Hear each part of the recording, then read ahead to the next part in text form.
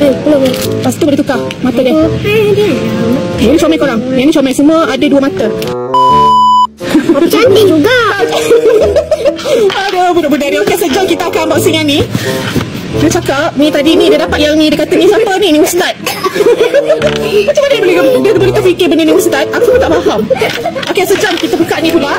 Bulu-bulu janggut. Bulu-bulu janggut dia. Habis bapak kau tak ada. Cepat angkat pilih sendiri. Tapi tu bulu putih. Okey, so diorang dah ambil. Ada lagi 6. Okey, sabar dek. Sabarlah. Okey, ada nak yang mana? Yang ni.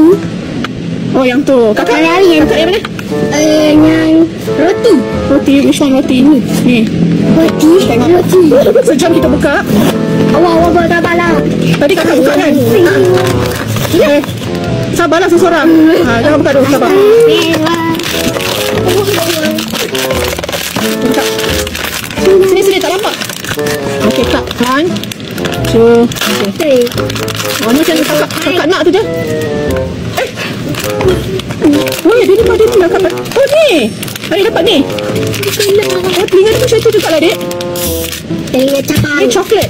Apa nama dia? Telinga seram lah. Okey, kita tengok dia punya mata dia. Seram lah mata dia. Sabarlah. Mata dia ada 2 juga. Dapat ni. 1. Dapat cinema lah. 2. Dapat tu? Dapat tak? Belum. Lepas tu boleh tukar mata dia. Yang ni comel korang. Yang ni comel. Semua ada 2 mata.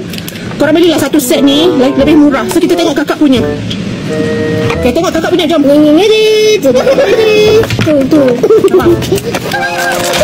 Wow, bang.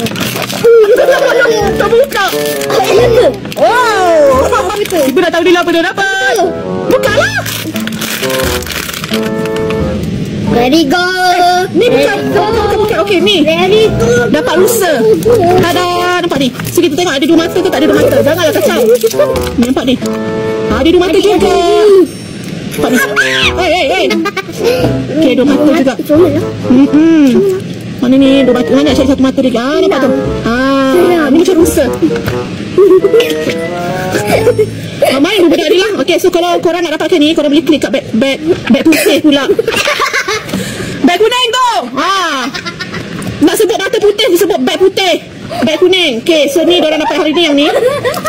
Hari ni diorang tak relax lah. Tak tahu kenapa kan. Duduk gelak. Disebabkan ni je. Disebabkan ni dia kata ustaz tu.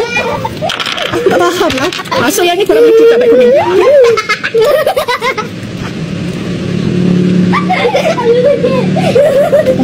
Bye.